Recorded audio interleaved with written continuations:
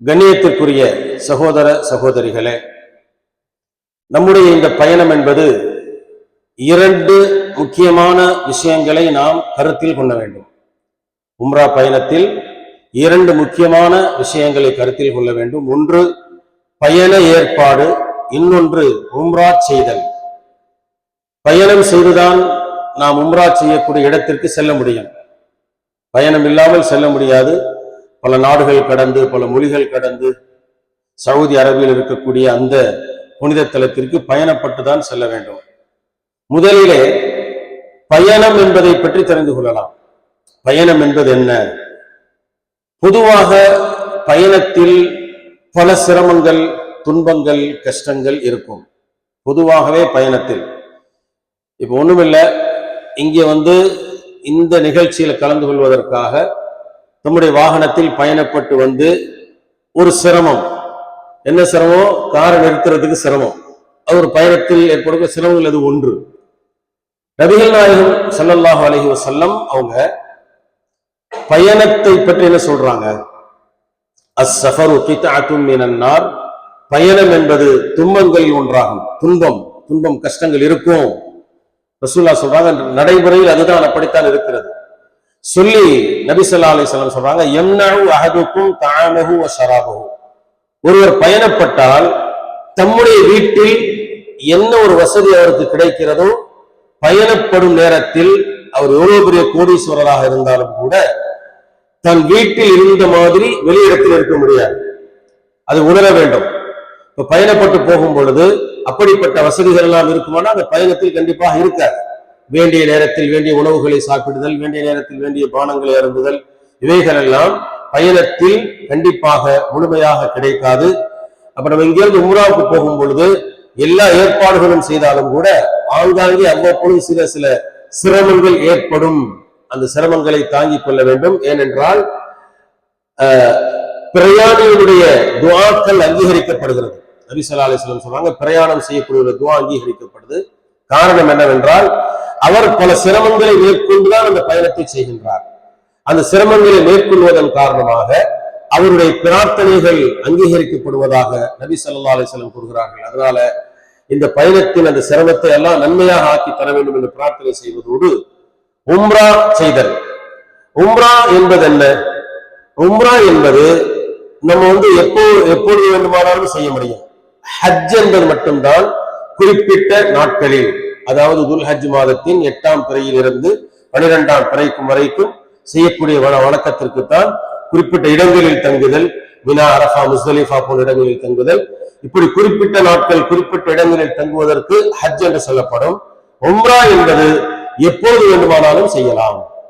இந்த உம்ராவில் 5 முக்கியமான காரியங்கள் இருக்கிறது.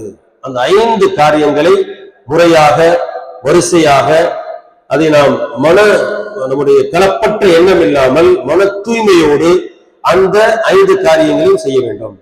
அதை நாம் ஒவ்வொருவரும் நன்கு உள்வாங்கி அதே போன்று செய்வதற்கான முயற்சிகளை மேற்கொள்ள வேண்டும். அப்ப முதலாவதாக என்னவென்றால், உம்ராவில் நிய்யத்து செய்தல் மிக மிக முக்கியமானதாகும். ஹஜ்ரத் அப்துல்லாஹ் இப்னு உமர் ரலியல்லாஹு அன்ஹு அறிவிக்கின்றார்கள், நபி ஸல்லல்லாஹு அலைஹி வஸல்லம் சொல்கிறார்கள், இந்த ஹதீஸ் புகாரி ஷரீஃபிலும் முஸ்லிம் ஷரீஃபிலும் முதலான ஹதீஸாக இருக்கிறது. இந்த ஹதீஸ் நாம் செய்யக்கூடிய அனைத்து அமலுக்கும் உயிரூட்டக்கூடிய ஒரு ஹதீஸ். என்ன? நபிகள் நாயகம் ஸல்லல்லாஹு அலைஹி வஸல்லம் கூறினார்கள், இன்னமல் அஅமாலு பின்னிய்யாத்.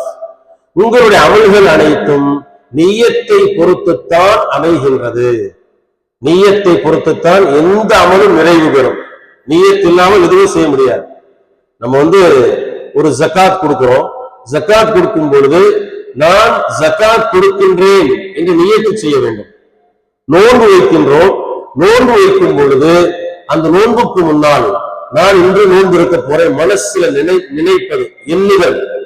அந்த நியத்தை கூட சில நேரங்கள்ல தலைப்பிறை பார்க்கிறோம். ரமலான் மாதத்தில் தலைப்பிறை பார்த்த உடனே, யா அல்லாஹ் இந்த மாசம் பூரா நான் நோன்பு வச்சிருக்கோம், ரமலான் மாதத்துல ஒரு நியத்து செய்கின்றோம். அன்றன்று நாம் சஹர் செய்யும் பொழுது நோன்பு வைக்க போறோம் நினைச்சுட்டு தான் சஹரை செய்யறோம். இவ்வாறாக அந்த நிய்யத்தோடு பொறுத்துத்தான் நம்முடைய அமல்கள் இருக்க வேண்டும். நியத்தை பொறுத்துத்தான் அந்த அமல்கள் எல்லாம் நிறைவு பெறுகிறது. எல்லா வணக்கங்களுக்கும் நியத் அவசியமாகும். நியத் என்பதற்கு அர்த்தம் என்னவென்றால் உள்ளத்தில் உறுதியாக எண்ணுதல், நாடுதல். ஒழு செய்ய போறோம், ஒழு செய்யும் பொழுது நான் ஒழு செய்கின்றேன் என்று நினைக்க வேண்டும். மனசுல வாயை திறந்து மொழிய வேண்டிய அவசியம் இல்லை. எல்லா வணக்கங்களுக்கும் நியத்தை மனதில் நாம் எண்ணிக்கொண்டால் போதுமானது. மனசில் நினைக்கணும், அந்த நாட்டம் கொள்ளுதல். ஆனால் ஹஜ்ஜுக்கும் உம்ராவுக்கும் நியத் என்பது நாவில் மொழிய வேண்டும். மனசில் நினைச்சா பத்தாது. மற்ற வணக்கங்களை போன்றெல்லாம் மனசில் நினைச்சிட்டு எல்லாம் இருக்கக்கூடாது. இதில் நாவில் மொழிய வேண்டும். இரண்டொரு வார்த்தைகள் தான், பெரிய வார்த்தை, சொல்ல முடியாத வார்த்தைகள் எல்லாம் கிடையாது. என்ன வார்த்தை? லப்பைக அல்லாஹும்ம உம்ரத்தன். சொல்லுங்க பார்க்கலாம். லப்பைக அல்லாஹும்ம உம்ரத்தன், அவ்வளவுதான். சில ரிவாயத்துகள்ல ரெண்டே வார்த்தை தான் இருக்கு, லப்பைக உம்ரத்தன். நியத் அவ்வளவுதான். இந்த நியத்தை செய்ய வேண்டும். முதல் நியத்து செய்யறது நாவில் மொழிந்து சொல்ல வேண்டும். இந்த நியத்து செய்தல் என்பது இரண்டு காரியங்களோடு சேர்ந்து செய்ய வேண்டும். அந்த ரெண்டு கலந்திருக்கும். நியத் செய்யறப்போ என்ன ரெண்டு காரியங்கள்? இஹ்ராமோடு மீகாத் என்ற எல்லையில் செய்ய வேண்டும்.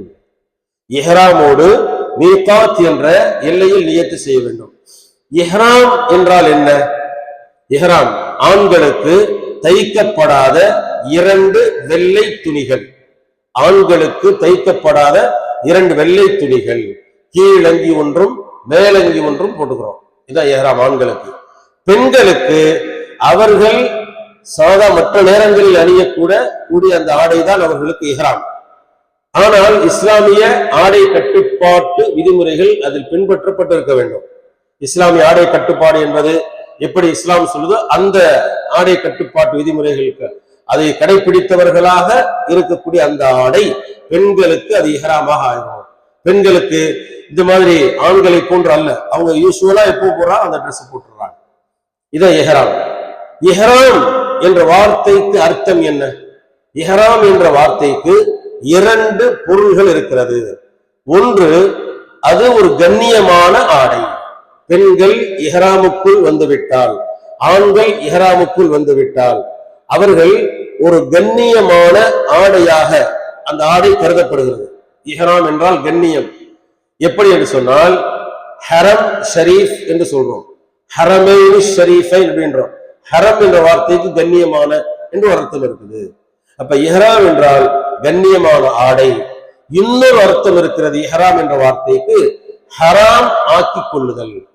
ஹராம் ஆக்கி கொள்ளுதல் என்று சொன்னால் இஹ்ராம் ஆடை நாம் அணிந்ததற்கு பிறகு, இஹ்ராம் உடுத்தியதற்கு பிறகு ஹலாலானவைகளும் ஹராமாகிவிடும். ஹலாலானவைகளும் ஹராமாகிவிடும். சிலவைகள் என்ன? இஹ்ராம் அணிந்து விட்டோம், நியத்து செய்து விட்டோம், அருகில் மனைவி அமர்ந்திருக்கிறார்கள், அந்த மனைவியிடத்திலே இல்லறத்தில் ஈடுபடும்படியான எந்த காரியத்தையும் செய்யக்கூடாது. அது தடை செய்யப்பட்டிருக்குது. இஹ்ராம் அணிந்து விட்டால் நறுமணங்கள் பாவிக்க கூடாது. இஹ்ராம் அணிந்து விட்டால் தலைமுடி கழிதல் கூடாது. இஹ்ராம் அணிந்து விட்டால் நகத்தை பிடுங்கக்கூடாது, நகத்தை வெட்டக்கூடாது. இப்படிப்பட்ட நிறைய கட்டுப்பாடுகள் இருக்குது. அந்த கட்டுப்பாடுகள் தான் ஆகுமானவைகள் கூட ஹராமாகி விடுகிறது. நகம் வெட்டுறது ஹலால் தான், அனுமதி தான். இஹ்ராம் அணிந்ததற்கு பிறகு நகத்தை வெட்டக்கூடாது. அப்ப ரெண்டு அர்த்தம். ஒன்று கண்ணியமான ஆடை, இன்னொன்று ஹலாலானவை, சில ஹலாலானவைகளும் ஹராமாக்கி கொள்ளுதல். அடுத்து இந்த நியத்தை மீகாத் என்ற எல்லையில் இஹ்ராமோடு நியத்து செய்ததற்கு பிறகு நாம் உச்சரிக்கக்கூடிய வார்த்தை தல்பியா என்ற வார்த்தை. இந்த வார்த்தைகளை அதிகமாக உச்சரிக்க வேண்டும். தல்பியா என்றால் என்ன? தன்னுடைய இருப்பை அல்லாஹ்விடத்தில் ஊர்ஜிதப்படுத்துதல். நான் வந்துட்டேன், இப்போ உதாரணமா இங்க வந்திருக்கிறோம், இங்க வந்த இடத்துல நான் வந்துட்டேன், என்னுடைய பிரசன்ட், நான் வந்து ஆஜராயிட்டேன்னு சொல்றோம்ல, இதே மாதிரி தன்னுடைய இருப்பை அல்லாஹ்விடத்தில் உறுதி செய்தலுக்கு பெயர் தான் தல்பியா என்று சொல்லப்படும். அந்த தல்பியாவிற்கு நபிகள் நாயகம் ஸல்லல்லாஹு அலைஹி வஸல்லம் அவர்கள் சில வார்த்தைகளை கோர்த்து அவர்களும் சொல்லி நம்மையும் சொல்லியிருக்கிறாங்க. என்ன வார்த்தை? லப்பைக் அல்லாஹும்ம லப்பைக் லப்பைக லா ஷரீக லக லப்பைக் இன்னல் ஹம்த வன் நிஅமத லக வல் முல்க் லா ஷரீக லக். இந்த வார்த்தையின் பொருள் என்ன? இந்த வார்த்தையின் பொருள் என்பது நம்முடைய வாழ்க்கையில் இந்த வார்த்தைக்குள் இருக்கக்கூடிய நிறைய வார்த்தைகள், இந்த தல்பியாவில் இருக்கக்கூடிய வார்த்தைகள் கொள்கை ரீதியில நம்முடைய ஈமானை பரிசுத்தப்படுத்தக்கூடிய வார்த்தை இந்த தல்பியாவில் இருக்கிறது. என்ன அர்த்தம்? லப்பைக் இறைவா இதோ வந்து விட்டேன், அல்லாஹும்ம இறைவா லப்பைக் இதோ வந்து விட்டேன், லப்பைக்க வந்து விட்டேன் 3 தடவை வந்துருச்சு. இதுல லப்பைக்க லா ஷரீக லக லப்பைக் இறைவா உனக்கு இணை துணை இல்லை என்று சொல்லிவிட்டு இன்னல் ஹம்த வன் நிஅமத லக வல் முல்க் புகழ் அனைத்தும் எனக்கு கிடைத்திருக்கும் அத்தனை சௌபாக்கியங்களும் எனக்கு கிடைத்திருக்கும் அத்தனை அருட்கொடைகளும் உனக்கே சொந்தம், ஆட்சி அதிகாரம் ஆதிக்கம் அனைத்திற்கும் நீயே சொந்தம் என்று சொல்லிவிட்டு லா ஷரீக லக் உனக்கு இணை துணை இல்லை. இதுல 2 விஷயங்களை கவனிக்கிறோம். ஒண்ணு, அந்த லப்பைக் என்ற வார்த்தை 4 முறை சொல்கின்றோம், 4 தடவை சொல்கிறோம். அந்த 4 தடவை சொல்றதுல என்ன உள்ள அர்த்தம் இருக்குதுன்னு சொன்னா, அல்லாஹுவை சந்திப்பதற்காக, அல்லாஹுடைய அருளை பெற்றுக் கொள்வதற்காக நம்மை நான் வந்து விட்டேன், இதோ வந்து விட்டேன், வந்து கொண்டிருக்கிறேன் என்று அடிக்கடி சொல்லி நம்முடைய இருப்பை அல்லாஹ்விடத்தில் நெருக்கமாக்கிக் கொள்ளுதல். அதுதான் 4 தடவை லப்பைக் அல்லாஹும்ம லப்பைக் லப்பைக லா ஷரீக லக லப்பைக் 4 முறை வருது. இதுல 2 தடவை ஒரு வார்த்தை வருது, லா ஷரீக லக் என்ற வார்த்தை 2 முறை வருகிறது. நாம் அந்த இஹ்ராமுக்குள் வந்ததற்கு பிறகு அந்த லா ஷரீக லக் என்று சொல்கின்றோமே, அந்த லா ஷரீக லக் என்பது நம்முடைய வாழ்க்கையில் மௌத் வரைக்கும் லா ஷரீக லக் என்ற வார்த்தையில் உறுதியாக இருக்க வேண்டும். அவர்கள்தான் உண்மையான முஸ்லிம்களாக இருக்க முடியும். அது அப்படி அந்த வார்த்தை யா அல்லாஹ் உனக்கு இணை துணை இல்லை என்ற வார்த்தை.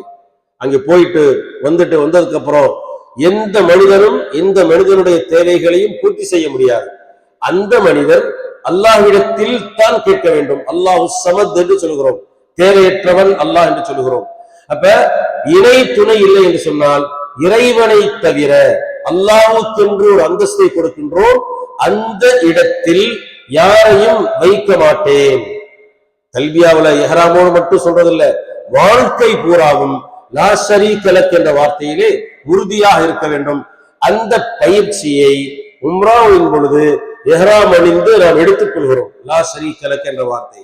இப்படி இந்த தல்பியாவை மீகாத் என்ற எல்லையில் இஹ்ராமோடு நியத்து செய்ததற்கு பிறகு இந்த தல்பியாவை ஓதிக்கொண்டே இருக்க வேண்டும்.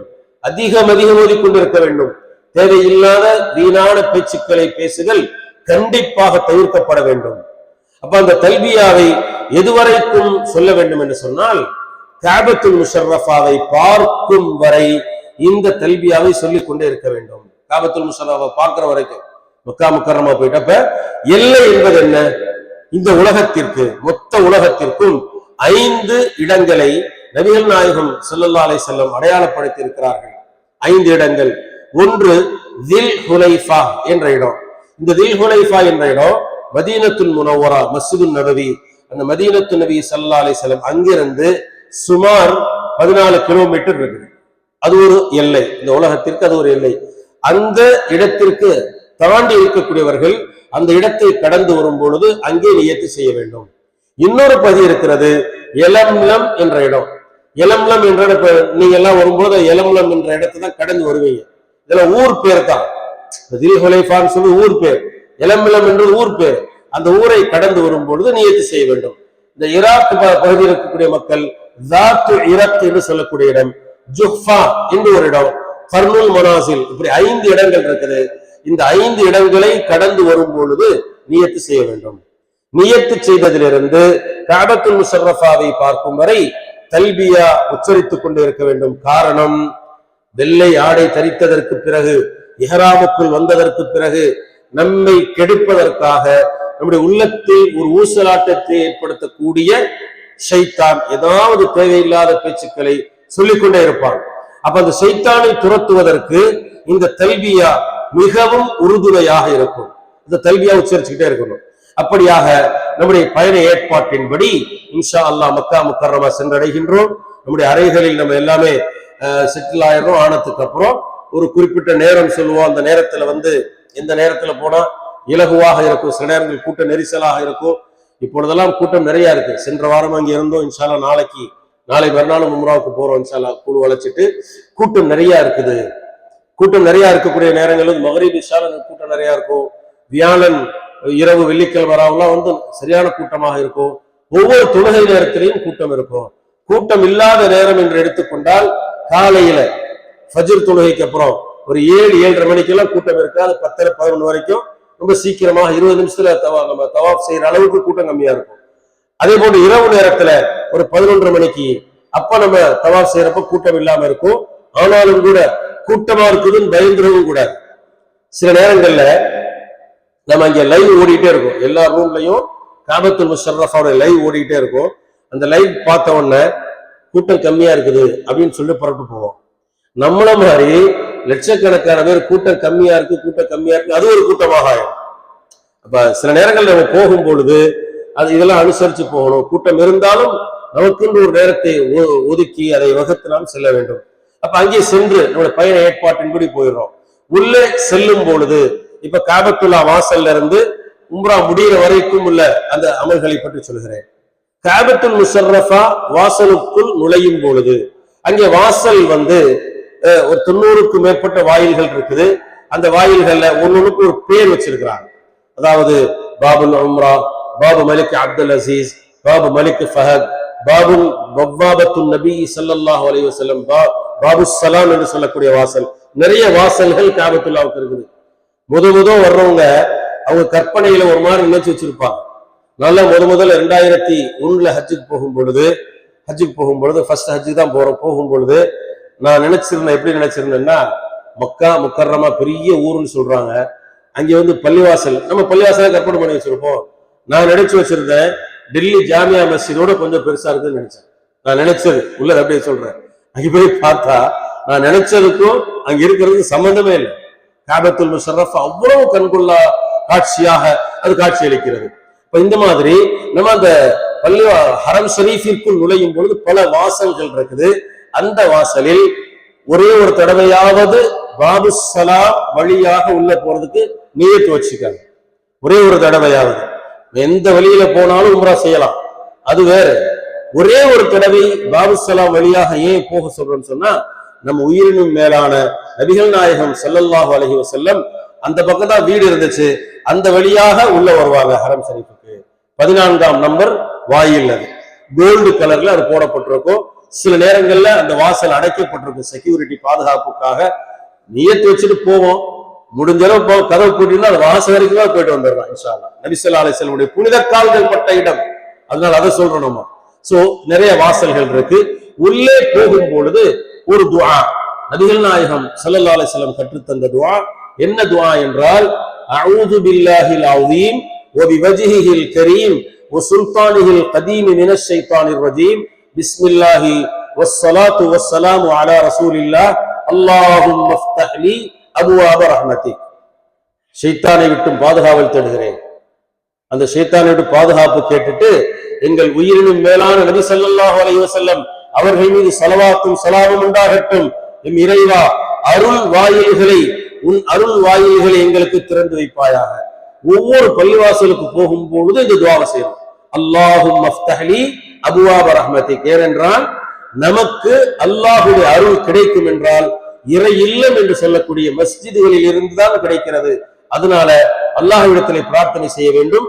யா அல்லாஹ், உன் அருள் வாயில்களை திறந்து வைப்பாயாக. ரஹ்மத் என்ற வார்த்தைக்கு அர்த்தம் என்னவென்றால், நாம் சார்ந்திருக்கக்கூடிய தொழில்களிலே, நாம் சார்ந்திருக்கக்கூடிய உத்தியோகங்களிலே இறைவனின் அருள் கிடைப்பதற்காக அல்லாஹ்விடத்திலே பிரார்த்தனை செய்தல்.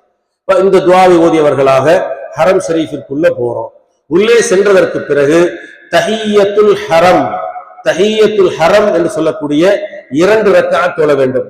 எந்த பள்ளிவாசலுக்கு சென்றாலும் தஹிய்யத்துல் மஸ்ஜித் என்ற பெயரில் 2 ரக்அத் தொழுவோம். ஏன் அந்த 2 ரக்அத்தை இஸ்லாம் தொழுக சொல்லுதுன்னு சொன்னா, இப்ப இந்த இடத்துக்கு வர்றோம். இந்த இடத்திற்கு வரும் பொழுது நம்மை யாரும் தடுக்கவில்லை. நீ எவ்வளவு பேர் வர்றீங்களோ வாங்க, பள்ளிவாசல் கருத்து அதுதான், யார் வேணாலும் வாங்க, எவ்வளவு நாள் தொழுகுங்க, எவ்வளவு நாள் இபாதத் செய்யுங்க, இங்க இருக்கக்கூடிய ரெஸ்ட் ரூம் பயன்படுத்துறோம், எல்லாமே செய்யறோம். அப்ப இதற்கு அல்லாஹுக்கு நன்றி செலுத்த வேண்டும் என்பதற்காகத்தான் தஹிய்யத்துல் மஸ்ஜித் எல்லா பள்ளிவாசலுக்கும். இது ஹரம் ஷரீஃபிலும் அதுலயும் பொருத்தி பார்க்கிறோம். அந்த ஹரம் ஷரீஃபில் தொழக்கூடிய தொழுகைக்கு தஹிய்யத்துல் ஹரம் என்று சொல்லப்படும். 2 ரக்காத் சுன்னா. அந்த 2 ரக்காத்துல தெரிஞ்ச சூறாக்களை ஓதிட்டு அந்த 2 ரக்காத்திற்கு பிறகு காபத்துல் முஷர்ரஃபாவை கண்ணார கண்டு நம்முடைய உள்ளத்தில் இருக்கும் அத்தனை தேவைகளையும் அல்லாஹ்விடத்தில் முறையிடும் பொழுது, முதலில் காபத்துல்லாவை பார்க்கும் பொழுது நாம் என்ன துஆ செய்கின்றோமோ ஹலாலான துஆவாக இருக்க வேண்டும் என்ற ஷர்த்து உள்ளிட்டு அந்த ஹலாலான தேவைகளாக இருந்தால் கண்டிப்பாக மறுக்கப்படாமல் ஏற்றுக்கொள்ளப்படும் ஒரே இடம் அதுதான் ஹரமுடைய எல்லை. காபத்துல் முஷர்ரஃபாவை பார்த்தவுடன் கேட்கும் துஆக்கள் அங்கீகரிக்கப்படுகிறது. நிறைய மனசுல தேவை வச்சிருப்போம். சில நேரங்கள்ல நம்ம இங்க சென்றதற்கு பிறகு நிறைய பேர் துஆ செய்ய சொல்லி விட்டாங்களே, நம்ம உம்ராவுக்கு போறோம்னு சொல்றோம், துஆ செய்யுங்க, எனக்காக துஆ செய்யுங்க, நிறைய தேவைகளை சொல்லி அனுப்புவாங்க. அங்க போய் நின்றோன்னு எல்லாம் மறந்து போயிடும். சுருக்கமான அல்லாட்ட யா அல்லாஹ் யார் யாரெல்லாம் என்னென்ன துஆக்கள் எல்லாம் என்னை செய்ய சொன்னார்கள் எல்லாம் மறந்து போச்சு. உன்னுடைய லௌஹ மஹ்ஃபூத், உன்னுடைய கிராமன் காத்திபீன் யஅலமூன மா தஃஅலூன் எல்லாம் எழுதப்பட்டிருக்குது. யார் யாரெல்லாம் என்ன துஆவெல்லாம் செய்ய சொன்னார்களோ அதையும் கேட்க வேண்டும். இதற்கு முன்னால் நான் கேட்ட அத்தனை துஆக்களையும் கபூல் செய்வாயாக. மொத்தத்துக்கு அல்லாஹ் ஒரு ஹெட்டிங்ல ஒரு தலைப்பிட்டு அதற்கப்புறம் நமக்கு தேவையான அனைத்து துஆக்களை அல்லாஹ்விடத்திலே கேட்டு பெற வேண்டும். இப்ப காபத்துல் முஷர்ரஃபாவை பார்த்துட்டு துஆ செய்கின்றோம். வந்த உடனே அதற்கான நேரம் கொஞ்சம் கொடுக்க போறோம். ஏன்னா அதுக்கப்புறம் நிறைய நேரம் இருக்கு, நிறைய துஆ செஞ்சுக்கலாம். குழுவாக நம்ம செல்லும் பொழுது அடுத்தடுத்த இபாதத்துகள் இருப்பதன் காரணமாக இந்த துஆவிற்கு பிறகு அடுத்து நாம் செய்யக்கூடிய வேலை, காபத்துல் முஷர்ரஃபாவை பார்க்கும் வரை தல்பியா ஓத வேண்டும் என்று சொன்னோம். காபத்துல் முஷர்ரஃபாவை பார்த்து விட்டால் தல்பியாவை நிறுத்திக் கொள்ள வேண்டும். தல்பியா ஓதிட்டே வர்றோம். காபத்துல் முஷர்ரஃபா பார்த்த உடனே எதை பார்க்க வேண்டும் என்ற ஆசையோடும் ஆர்வத்தோடும் வந்தோமோ அதை பார்த்து விட்டோம். பார்த்ததற்கு பிறகு தல்பியாவை நிறுத்திக் கொள்ள வேண்டும். தல்பியாவை நிறுத்தியவர்களாக காபத்துல்லாவை பார்த்தவுடன் ஒரு துஆ நபி ஸல்லல்லாஹு அலைஹி வஸல்லம் கற்றுத் தருகிறார்கள். அல்லாஹும்ம ஜித் ஹாதல் பைத ஷரஃபன் வ கரமன் வ மஹாபதன் வ தக்ரீமா. அல்லாஹும்ம ஜித் ஹாதல் பைத ஷரஃபன் வ கரமன் வ மஹாபதன் வ தக்ரீமா. என்ன அர்த்தம்? அல்லாஹ்ட்ட சொல்லணும், யா அல்லாஹ் இந்த காபத்துல் முஷர்ரஃபாவினும் ஆலயம் இருக்குதில்ல, இந்த ஆலயத்தை இறையச்சத்தாலும் கண்ணியத்தாலும் மகத்துவத்தாலும் இதை அதிகப்படுத்துவாயாக, என் உள்ளத்தில் அதை பதிய வைப்பாயாக. பார்த்தோன்னு அந்த துஆவை செய்யணும். காபத்துல் முஷர்ரஃபாவை பார்த்தவுடன் அப்படி பார்த்துடுறோம். பார்த்துட்டு துஆ செய்யறோம். துஆ செய்ததற்கு பிறகு அடுத்து நம்ம தவாஃபை ஆரம்பிக்கின்றோம். தவாஃப் ஆரம்பிப்பது என்பது காபத்துல் முஷர்ரஃபாவில் ஹஜருல் அஸ்வத் என்று ஒரு மூலை இருக்கிறது. ஹஜருல் அஸ்வத், ருக்குன இராக்கி, ருக்குன ஷிமாலி, ருக்குனுல் யமானி, இப்படி நிறைய அந்த 4 மூலைகளுக்கு ஒரு பெயர் இருக்கு. இதுல 2 மூலைகள் முக்கியமான மூலைகள். முதல் மூலை தான் ஹஜருல் அஸ்வத் என்று சொல்லக்கூடிய அந்த கருப்புக்கள் இருக்கக்கூடிய இடம். அது சொர்க்கத்திலிருந்து தன் அடியார்களுக்காக இறைவன் அனுப்பிய கல் ஹஜருல் அஸ்வத் என்பது. அந்த ஹஜருல் அஸ்வதிலிருந்து நம்முடைய தவாஃபை துவக்க வேண்டும். ஹஜருல் அஸ்வதின் பக்கம் நம்முடைய கையை முன்னோக்கியவர்களாக, இந்த கை முன்னோக்கி இருக்க வேண்டும். கையை முன்னோக்கியவர்களாக அப்பொழுது சில வார்த்தைகளை நபி ஸல்லல்லாஹு அலைஹி வஸல்லம் கற்றுத் தருகிறார்கள். பிஸ்மில்லாஹி வல்லாஹு அக்பர், பிஸ்மில்லாஹி வல்லாஹு அக்பர் அல்லது பிஸ்மில்லாஹி அல்லாஹு அக்பர் சொல்லி அல்லாஹும்ம அல்லாஹ்ட்ட சொல்லணும். இந்த வார்த்தை சொல்லிட்டு அல்லாஹும்ம ஈமானம் பிக, அல்லாஹும்ம ஈமானம் பிக், இறைவா உன்னை நம்பியவனாக, வத்தஸ்தீகம் பிகிதாபிக், உன் வேதத்தை உண்மைப்படுத்தியவனாக, வஃபாஅம் பிஅஹதிக, உன்னிடத்தில் நான் கொடுத்த வாக்கை நிறைவேற்றுபவனாக, வஇத்திபாஅன் லிசுன்னத்தி நபியிக ஸல்லல்லாஹு அலைஹி வஸல்லம், நபிகள் நாயகம் ஸல்லல்லாஹு அலைஹி வஸல்லம் எந்த ஒரு வழிமுறையை கற்றுத்தந்தார்களோ அதை பின்பற்றியவனாக 4 வார்த்தைகளை சொல்லி அல்லாஹ்விடத்திலே நம்மை முறையிட்டு அங்கிருந்து தவாஃபை துவக்க. என்ன 4 வார்த்தைகள்?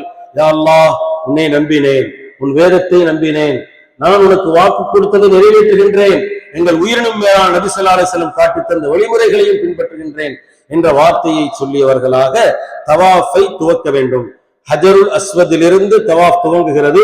அவ்வாறு துவங்கும் பொழுது 7 சுற்றுக்கள் சுற்றுவது ஒரு தவாஃப் ஆகும். அவ்வாறு தவாஃப் செய்யும் பொழுது நிறைய பேர் அங்கே நம்ம பார்க்கும் பொழுது நிறைய ஹஜருல் அஸ்வதை தொடுறதுக்காக முண்டி அடிச்சுட்டு போவாங்க. நம்ம அந்த இடத்த கடக்கிறப்போ அந்த நேரத்துல போய் நம்மளும் போய் ஹஜருல் அஸ்வத் அந்த முயற்சி தேவையில்லாதது.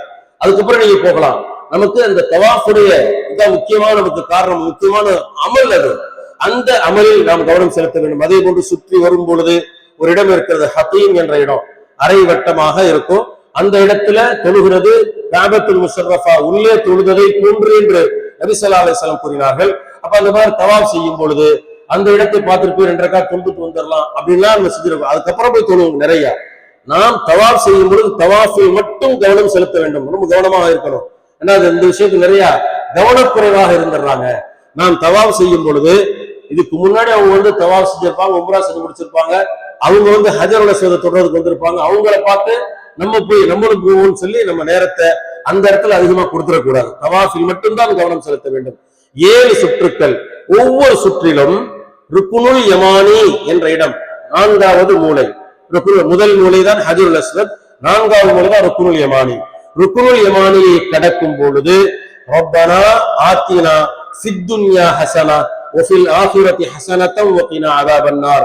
இதன் பொருளாகிறது, எம் இறைவா, எங்களுக்கு இந்த உலக மறு உலக அனைத்து நலவையும் தந்து நரக வேதனையை விட்டும் பாதுகாப்பாயாக என்ற இந்த துஆவை மொழிந்தவர்களாக ருக்குனுல் யமானியிலிருந்து கடக்க வேண்டும். இவ்வாறு 7 சுற்றுக்கள் ஒரு தவாஃப் ஆகும். ஆண்கள் தங்களுடைய இஹ்ராமை முதல் 3 சுற்றுக்களில் அல்லது 7 சுற்றுக்களிலும் தங்கள் வலது புஜத்தை தெரியுமாறு போட்டுக்கொள்ள வேண்டும். ஆண்கள் முதல் 3 சுற்றுக்கள் அல்லது 2மே ஹதீஸ் ரிவாயத்துகள் இருக்குது, நம்முடைய விருப்பப்படி செஞ்சுக்கலாம். 7 சுற்றுக்களும் செய்வது சால சிறந்தது, 2மே ஹதீஸ் இருக்குது. அப்ப ஆண்கள் தங்களுடைய இஹ்ராமை வலது புஜம் தெரியுமாறு போட்டுக்கொண்டு இல்திபா என்று அரபியில் சொல்லுவாங்க. இல்திபா என்று சொன்னால் துரித நடை. அந்த தவாஃப் செய்யறப்ப துரித நடை. ஏன் துரித நடை நடக்க வேண்டும்?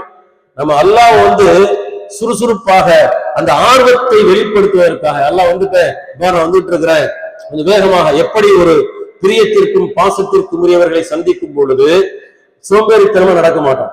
அந்த சந்திப்புக்காக நம்ம கொஞ்சம் நடப்போம், நம்ம யார அவங்க நடந்து வருவாங்க, பார்த்திருக்கோமே.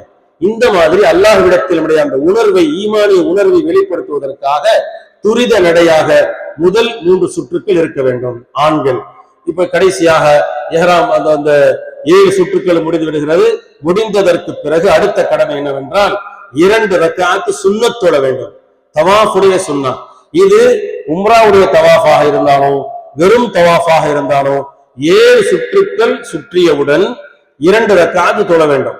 உம்ராவுடைய தவாஃபாக இருந்தாலும் ஹஜ்ஜுடைய தவாஃபாக இருந்தாலும் வெறும் தவாஃபாக இருந்தாலும் 2 ரக்காத் தொழ வேண்டும். ஏனென்றால் அல்லாஹ்வின் கட்டளை.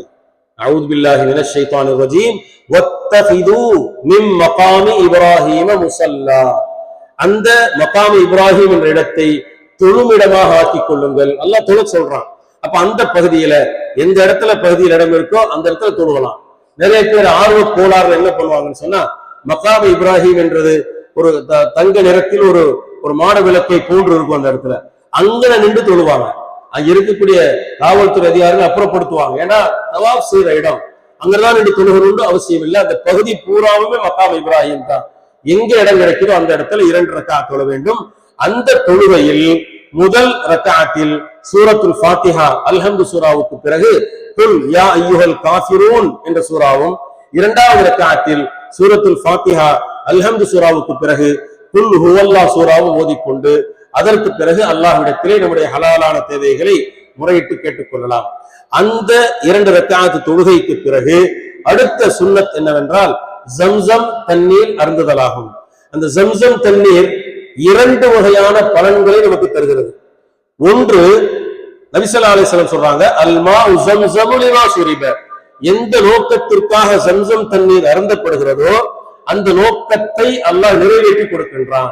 அந்த ஜம்சம் தண்ணீர் அருந்துவதற்கு முன்னால் நம்முடைய தேவைகள் இல்லாம எல்லாட்ட சொல்லி, அங்கு மட்டும் இல்ல, ஜம்சம் தண்ணீர் எப்பொழுது அருந்தினாலும் எங்கே அருந்தினாலும், இங்க கூட கிடைக்குது, அதை குடிக்கிறோம். அதை குடிக்கும்போது என்ன செய்யணும்? துஆக்களை செஞ்சுக்கணும். அந்த துஆக்கள் நம்ம செய்து கொள்ள வேண்டும். துஆக்கள் கபூலாக்கப்படுது, முதல் தேவை. அடுத்து ஜம்சம் தண்ணீர் அருந்துவது உடல் நலத்திற்கு மிக மிக மிக ஆரோக்கியமானது. அதை விட சிறந்த மருந்து எதுவும் இல்லை. நம்ம என்னதான் மருந்து சாப்பிட்டாலும் எவ்வளவுதான் செலவு பண்ணி செஞ்சாலும் அந்த ஜம்சம் தண்ணீருக்கு கிடைக்கக்கூடிய அந்த நிவாரணம் வேறு எந்த பொருளுக்கும் கிடையாது என்று சொல்லலாம். இது அனுபவபூர்வமாக சொல்லுகின்றேன்.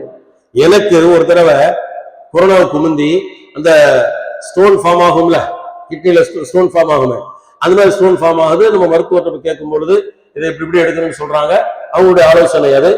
அதுக்கப்புறம் அதே மருத்துவரே சொல்றாங்க, முஸ்லீம் அவங்க, நீங்க ஜம்சம் தண்ணீர் மக்களே வாழ்ந்துட்டு இருக்கிறீங்கன்னு சொல்றாங்க. அல்ஹம்துலில்லாஹ் அந்த ஜம்சம் தண்ணீரை 3 நாட்கள் 10 லிட்டர் இருக்கும் குடிச்சேன். இப்ப வரைக்கும் எங்க இருக்குமே தெரியல. 9-10 வருஷம் ஆச்சு. இந்த மாதிரி நிறைய அனுபவங்கள் நமக்கு அந்த ஜம்சம் தண்ணீர்ல கிடைக்குது. அப்ப அந்த நோக்கத்தை நிறைவேற்றுவதற்காக ஜம்சம் தண்ணீரை அருந்த வேண்டும். உம்ரா செய்யும் பொழுது அந்த நேரத்தில் கொஞ்சம் கம்மியா குடிச்சுக்கணும். நிறைய குடிச்சோம்னா அடுத்த ரெஸ்ட் ரூம் போகணும், அந்த மாதிரியான தேட்டங்கள் ஏற்படும். வெளியே வரும்பொழுது நிறைய குடிச்சுக்கலாம். அந்த நேரத்தில் நாம் நிறைய ஜம்சம் தண்ணீர் அருந்தினால் சை செய்வதற்கு அடுத்த அந்த கடமையில் அது ஒரு இடையூறாக இருக்கும். அப்போ திடீர்னு போய் நிற்போம், ஒரு ரவுண்டு சை செய்ய போவோம், ஒரு ரவுண்ட் முடிச்ச உடனே உடனடியாக யூரின் போகணும், ஒரு தேட்டம் ஏற்படும். அங்கே போயிட்டு திரும்பி வர்றதுக்குள்ள 1 மணி நேரம் கூட ஆயிடும் சில நேரங்கள். ஏன்னா வெளியே வந்து அந்த ரெஸ்ட் ரூம் எல்லாம் பார்த்து அங்கே போயிட்டு ஒழு செஞ்சு திரும்பி வர்றதற்கு ஏறக்குறை 1 மணி நேரத்துக்கு அதிகபட்சம் 1 மணி நேரம் ஆயிரும், 3/4 மணி நேரம் 1 மணி நேரம் ஆயிரும். இதுல என்னென்ன கூட வந்திருக்கிறவங்களை அவங்களே கவனிக்க வேண்டியது இருக்கும். சில நேரம் போயிட்டு மிஸ் ஆயிடுவாங்க. அதனால மொத்தத்தில் கவனம் செலுத்த வேண்டும். இன்னொரு விஷயம், தவாஃப் செய்வதற்கு ஒது அவசியம். தவாஃப் செய்வதற்கு ஒது அவசியம். ஒது இல்லாமல் தவாஃப் செய்ய முடியாது. தவாஃப் என்பது தொழுகையை போன்று. எப்படி தொழுகைக்கு ஒது அவசியமோ தவாஃபிற்கும் ஒது அவசியம். தவாஃப் செஞ்சுட்டே இருக்கிறோம், திடீர்னு அதாவது ஒது முடிஞ்சிருச்சுன்னு சொன்னா போய் ஒது செஞ்சு திரும்பவும் தவாஃப் ஆரம்பிக்கும். இந்த தவாஃப் செய்யும் பொழுது கடமையான தொழுகை நடந்து கொண்டிருக்கும் பொழுது இக்காமத் சொல்லப்பட்டு விட்டால் கடமையான தொழுகையில் கலந்து கொண்டு விட்ட சுற்றிலிருந்து துவங்க வேண்டும். கடமையான தொழுகைக்கு மட்டும்தான் எக்ஸம்ஷன் இருக்குது, விதிவிலக்கு இருக்கு. மற்ற எந்த காரியமாக இருந்தாலும் தவாஃப் செய்யும் பொழுது ஒது முறிந்து விட்டாலோ அல்லது கொஞ்சம் ஓய்வெடுத்த திரும்பவும் 7 சுற்றுக்கள் நாம் சுற்றித்தான் ஆக வேண்டும். தவாஃப் விஷயத்துல சை செய்வதற்கு ஒது இருந்தால் நல்லது, ஒது இல்லாவிட்டாலும் தவறு இல்லை சை செய்யும் பொழுது. ஆக ஜம்சம் தண்ணீரை அருந்துகின்றோம். ஜம்சம் தண்ணீர் அருந்தும் பொழுது ஒரு துஆ நபி ஸல்லல்லாஹு அலைஹி வஸல்லம் கற்றுத் தருகிறார்கள். அல்லாஹும்ம இன்னி அஸ்அலுக இல்மன் நாஃபிஆ வ ரிஸ்கன் வாசிஆ வ ஷிஃபாஅன் மின் குல்லி தா. 3 வார்த்தை. சிலர் இன்னும் நீளமா இருக்கு. அல்லாஹும்ம இன்னி அஸ்அலுக இல்மன் நாஃபிஆ வ அமலன் முத்தகப்பலா வ ரிஸ்கன் வாசிஆ வ ஹலாலன் தய்யிபா வ ஷிஃபாஅன் மின் குல்லி தா. 5 வார்த்தை. இது சுருக்கமாக நபி ஸல்லல்லாஹு 3 வார்த்தைகளை சொல்லிட்டார். இந்த 3 வார்த்தையில் எல்லாமே வந்துருது. என்ன அதுக்கு அர்த்தம்? அல்லாஹும்ம இறைவா, இன்னி அஸ்அலுக, உன்னிடத்தில் நான் துஆ செய்கின்றேன், உன்னிடத்தில் கூறுகின்றேன். என்ன கேட்கிறேன்? இல்மன் நாஃபிஆ, பயன் தரும் கல்வியை கேட்கிறேன். வ ரிஸ்கன் வாசிஆ, விசாலமான வாழ்வாதாரத்தை கேட்கிறேன். வ ஷிஃபாஅன் மின் குல்லி தா, அனைத்து நோயிலிருந்தும் நிவாரணத்தை கேட்கிறேன். இந்த துஆ ஓதியவர்களாக ஜம்சம் தண்ணீரை அருந்துகின்றோம். ஜம்சம் தண்ணீர் அருந்தியதற்கு பிறகு அடுத்த கடமை சை செய்வதற்காக அடுத்த இடத்துக்கு போறோம். அந்த இடம் என்ன? 2 மலை குன்றுகள், சஃபா என்ற மலை குன்று, மர்வா என்ற மலை குன்று. 2 மலை குன்றுகளுக்கு மத்தியிலே நடக்குதல், தொங்கோட்டம் ஓடுதல். இதன சஃபா மலை குன்று. சஃபா மலை குன்றிலிருந்து காபாவை முன்னோக்கி நின்று இன்ன ஸஃபா வல் மர்வத மின் ஷஆயிரில்லாஹ் ஃபமன் ஹஜ்ஜல் பைத அவ் இஅ்தமர் ஃபலா ஜுனாஹ அலைஹி அன் யத்தவஃப பிஹிமா வமன் ததவ்வஅ கைரன் ஃபஇன்னல்லாஹ ஷாக்கிருன் அலீம். லா இலாஹ இல்லல்லாஹு வஹ்தஹு லா ஷரீக லஹு லஹுல் முல்கு வ லஹுல் ஹம்து வ ஹுவ அலா குல்லி ஷைஇன் கதீர். லா இலாஹ இல்லல்லாஹு வஹ்தஹு அன்ஜஸ வஅதா வ நஸர அப்தா வ ஹஸமல் அஹ்ஸாப வஹதா. இவ்வளவு நீளமா ஓதுறது அப்படின்னு கேட்க கூடாது. நீங்க இவ்வளவு நீளமா மனப்பாடம் பண்றது கஷ்டமா இருக்கு. உங்க எல்லாத்துக்கும் குழுவில் இன்ஷா அல்லாஹ் அனுப்பப்படும். மனப்பாடம் செஞ்சு ஓதுங்க. கண்டிப்பாக நாம உங்க கூட நானே உங்களுக்கு சொல்லி கொடுத்துட்டு வருவேன்.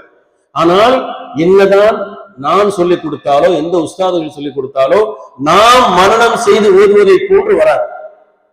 புரியுதா? நீங்க கண்டிப்பா உங்களுக்கு சொல்லிக் கொடுப்போம். அதுக்காகவே உங்களுக்கு அல்லபின் ஷா டிராவல்ஸ் டூர்ஸ் டிராவல்ஸ் நம்ம வந்து நியமிச்சிருக்கிறாங்க, சொல்லிக் கொடுப்போம், உங்களுக்கு சொல்ல வைப்போம்.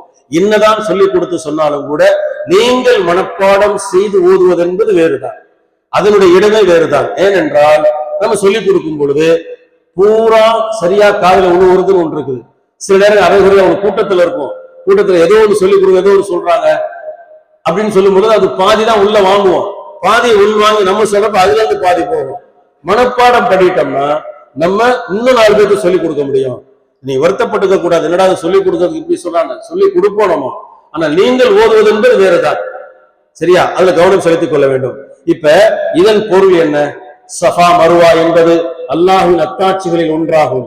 இன்ன ஸஃபா வல் மர்வத மின் ஷஆயிரில்லாஹ், சஃபா என்ற மலை குன்றும் மருவா என்ற மலை குன்றும் அல்லாஹ்வின் அத்தாட்சிகளில் ஒன்றாகும். ஃபமன் ஹஜ்ஜல் பைத் அவ் இஅ்தமர் ஃபலா ஜுனாஹ அலைஹி அன் யத்தவஃப பிஹிமா, யார் ஹஜ் உம்ரா செய்கிறார்களோ அவர்கள் தவாப் செய்ய வேண்டும். ஃபலா ஜுனாஹ அலைஹி அன் யத்தவஃப பிஹிமா வமன் ததவ்வஅ கைரன், யார் உபரியாக தவாஃப்கள் செய்கிறார்களோ அந்த உபரியாக செய்யக்கூடிய தவாஃப் அதை அல்லாஹ் ஏற்றுக்கொள்கிறான். இன்னல்லாஹ ஷாக்கிருன் அலீம், அல்லாஹ் நம்முடைய நன்றி அறிதல் ஏற்றுக்கொள்கிறான். இதான் அர்த்தம். அடுத்து என்ன ஓதுறோம்? லா இலாஹ இல்லல்லாஹு வஹ்தஹு லா ஷரீக லஹ், இறைவா நீ தனித்தவன், வணக்கத்திற்குரிய நாயன், உன்னை தவிர யாரும் இல்லை. லா ஷரீக லஹு, உனக்கு இணை துணை இல்லை. லஹுல் முல்கு வலஹுல் ஹம்து, ஆட்சி அதிகாரம் உனக்கே சொந்தம். லஹுல் முல்கு வலஹுல் ஹம்து வஹுவ அலா குல்லி ஷைஇன் கதீர், அந்த இறைவன் சகல வஸ்துவின் மீதும் பேராற்றல் உள்ளவனாக இருக்கின்றான் என்ற இந்த கலிமத்து தௌஹீதை ஓத வேண்டும். அடுத்தபடியாக லா இலாஹ இல்லல்லாஹு வஹ்தஹு, இறைவன் அவன் தனித்தவன். அன்ஜஸ வஅதா, அவன் கொடுத்த வாக்கை நிறைவேற்றி விட்டான். வஹஸவல் அஹ்ஸாப வஹ்தா, அல்லாஹ்விடத்தில் போரிட்டு அல்லாஹ்ட்ட ஜெயிக்கணும் வரவன் பூரா தோற்று போவான். வஹஸவல் அஹ்ஸாப வஹ்தா என்று இந்த வார்த்தைகளை, இந்த அர்த்தமுள்ள வார்த்தைகளை எல்லாம் 3 முறை சஃபா மலை குன்றின் மீது நின்று ஓதியவர்களாக அங்கிருந்து ஆண்களும் பெண்களும் மொத்தமாக அந்த சஃபா மலை குன்றிலிருந்து மருவா மலை குன்று வரைக்கும் நடந்து செல்ல வேண்டும். நடந்து செல்லும் பொழுது பச்சை விளக்கு எரியக்கூடிய பகுதி, பச்சை விளக்கு இருக்கும் ஒரு இடத்துல, அந்த பச்சை விளக்கு எரியும் பகுதி, அதை கடக்கும் பொழுது ஆண்கள் மட்டும் தொங்கோட்டம் ஓட வேண்டும். ஆண்கள் மட்டும், அதை பார்த்தா தெரியும், நடந்து வந்துகிட்டே இருப்போம், திடீர்னு அந்த இடம் வந்து என்ன செய்யணும்? தொங்கோட்டம் ஓட வேண்டும். இதன் கருத்து என்னவென்றால், அன்னை ஹாஜரா அலைஹிஸ்ஸலாம், இப்ராஹிம் அலைஹிஸ்ஸலாம், இஸ்மாயில் அலைஹிஸ்ஸலாம், ஹாஜரா அலைஹிஸ்ஸலாம் 3 பேர் வர்றாங்க. வர்ற இடத்துல வனாந்தர காட்டுல இருக்கிறாங்க. வனாந்தர காட்டில் இருக்கும் பொழுது அந்த குழந்தைக்கு கொடுப்பதற்கு தாய்ப்பால் இல்லை, குடிப்பதற்கு தண்ணீர் இல்லை, ஒண்ணுமே இல்லை. வனாந்தர காடு ஒண்ணுமே இல்லை. என்ன ஆகுது? ஹாஜரா அலைஹிஸ்ஸலாம் என்ன செய்யறாங்கன்னு சொன்னா, அந்த குழந்தையை கொண்டு வந்து காபா முன்னாடி போட்டுடுறாங்க. இஸ்மாயில் அலைஹிஸ்ஸலாத்தை போட்டுறாங்க. பச்சிலம் குழந்தை, பால்குடி குழந்தையை போய் பாலைவனத்துல தனியா அப்படி போட்டு போறாங்களே நம்ம நினைக்க கூடாது. குடிக்கிறது தண்ணி இல்லை, ஒரே வழி அல்லாஹ்ட்ட கேட்கணும், வழியே கிடையாது. ஒரு முயற்சி பண்றாங்க. என்ன முயற்சி பண்றாங்க? ஹாஜரா அலைஹிஸ்ஸலாம் வர்றாங்க, சஃபா மலை குன்றின் மீது நிக்கிறாங்க. யாராவது வியாபார கூட்டம், வழிபோக்கர்கள் யாராவது போனாங்கன்னா அவங்கள்ட்ட தண்ணி எது இருந்துச்சுன்னா தண்ணி கேட்டு வாங்கி என் பிள்ளையை கொடுக்கலாம்னு சொல்லி நிக்கிறாங்க. யாரும் இல்லை. இறங்கி வர்றாங்க, நடக்கிறாங்க, ஓடுறாங்க, மருவா மலை மேல் நிக்கிறாங்க. அங்கிருந்து பாக்குறாங்க, ஒருத்தரையும் காணோம். யா அல்லாஹ், எனக்கு தேவை தண்ணி, குடிப்பதற்கு தண்ணீர் கூட இல்லை, தண்ணி இல்லா காக்க உனது விட்டுட்டியே அப்படின்னு ஹாஜரா அலைஹிஸ்ஸலாம் சொல்லல, இப்ராஹிம் அலைஹிஸ்ஸலாம் சொல்லல. எப்படி இருந்தாங்க? நீ எங்களை கைவிட்டு விட மாட்டாய், உன்னை தவிர எங்களுக்கு வேறு கதி இல்லை, நீதான் எங்களுக்கு எல்லாம் செய்யணுன்றதுல உறுதியாக 200% உறுதியாக இருந்தார்கள். நமக்கெல்லாம் தண்ணி இல்லாத ஊருக்கு போயிட்டோம்னா முதல்ல அந்த கூட்டு வந்தவன உதப்போம். நான் குடிக்க தண்ணி இல்லாத கொண்டு விட்டுட்டேன்னு சொல்லி திட்டுவோமா இல்லையா? கொஞ்சமாவது அறிவு இருக்கா? தண்ணி இல்லாத கொண்டு விட்டுருக்கிறேன் சொல்லுவோமா இல்லையா? இது நம்ம இப்ராஹிம் அலைஹிஸ்ஸலாம் அதை பொறுத்து பார்க்க முடியாது. அல்லாஹ் எப்படியும் கொடுப்பான் என்ற உறுதியான நம்பிக்கை இருந்ததன் காரணமாக 2 பக்கம் பாக்குறாங்க, ஒரு முயற்சி செய்யறாங்க, கிடைக்கல, திரும்ப காபத்துல்லாஹ்க்கு வர்றாங்க. யாரெல்லாம் நீதான் கொடுக்கணும்னு பார்த்தா இஸ்மாயில் அலைஹிஸ்ஸலாமுடைய குதிங்கால் அந்த பூமியில் பட்டு அதிலிருந்து தண்ணீர் பீரிட்டு வருகிறது.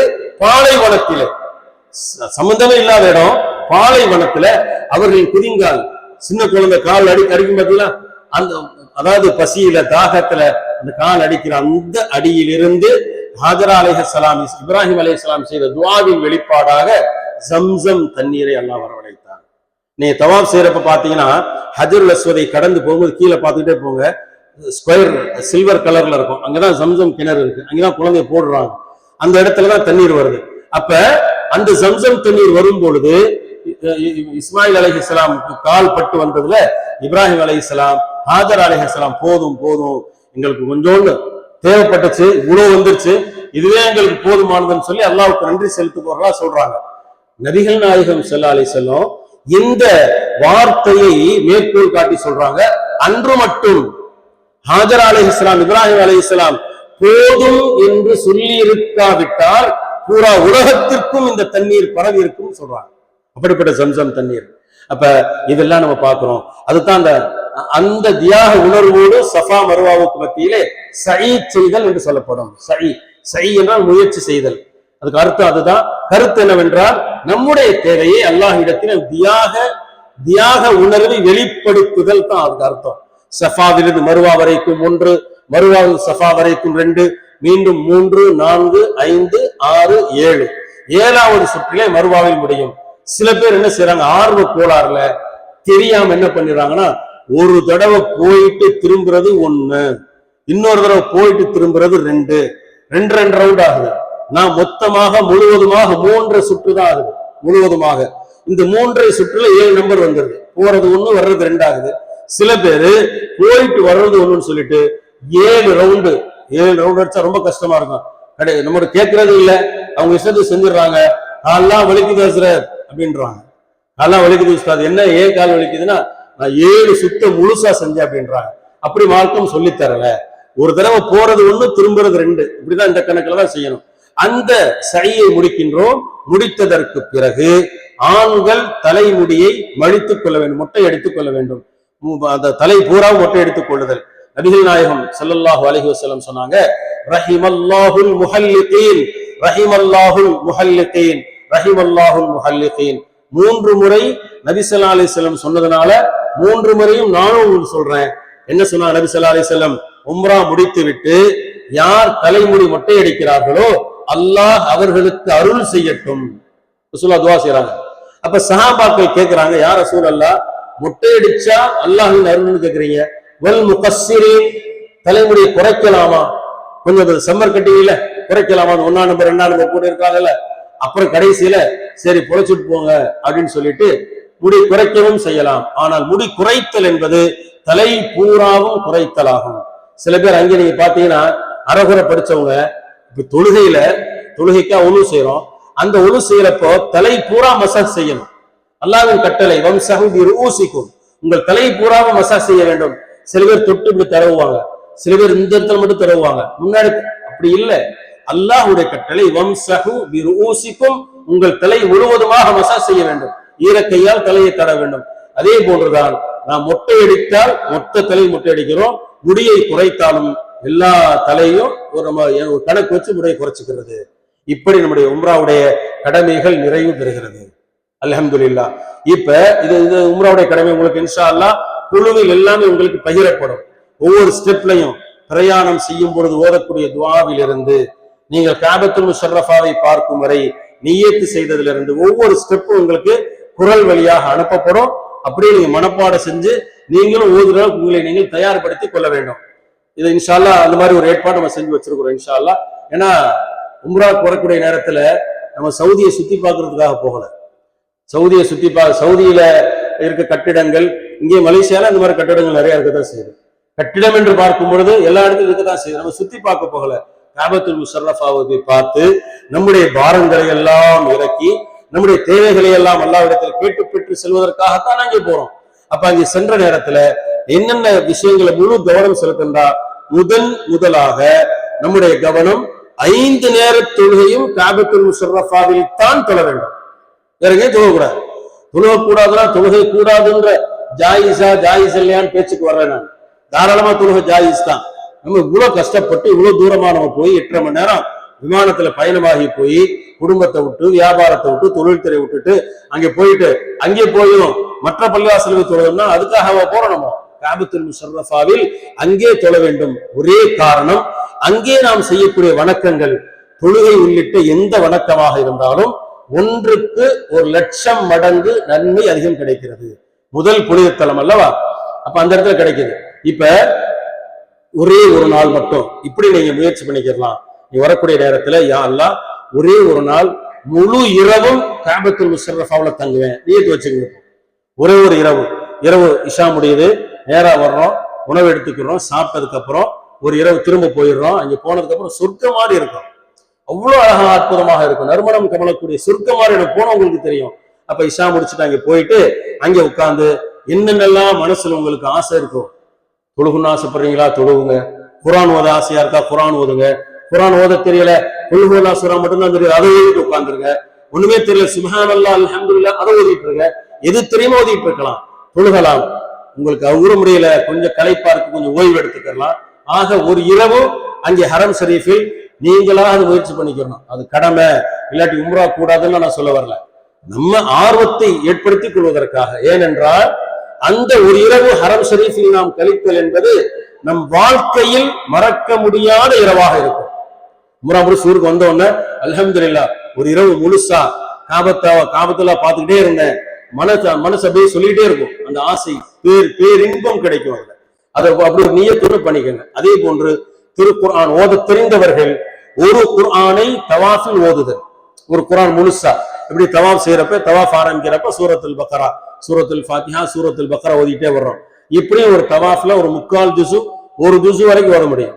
ஒரு தவாஃப்ல ஒரு ஜுசு கூட ஓத முடியும். ஓதக்கூடிய அவங்க சரியா ஓதுனாங்கன்னாக்கா ஒரு ஜுசு முடியும். சில நேரம் முடிஞ்சுன்னா அரை ஜுசு கூட முடியும், கூட்டம் இல்லை அப்படின்னு சொன்னா. அப்ப ஒரு ஜுசு முடிச்சிடுறோம், அடுத்த ஒரு தவாஃப் அடுத்த ஜுசு முடிக்கிறோம், அந்த அடையாளம் வச்சிடணும். அந்த குர்ஆனை தவாஃப் செய்யும் பொழுது ஓதி முடித்து விட்டால் அதுவும் வாழ்க்கையில் மறக்க முடியாத குர்ஆனாக இருக்கும்.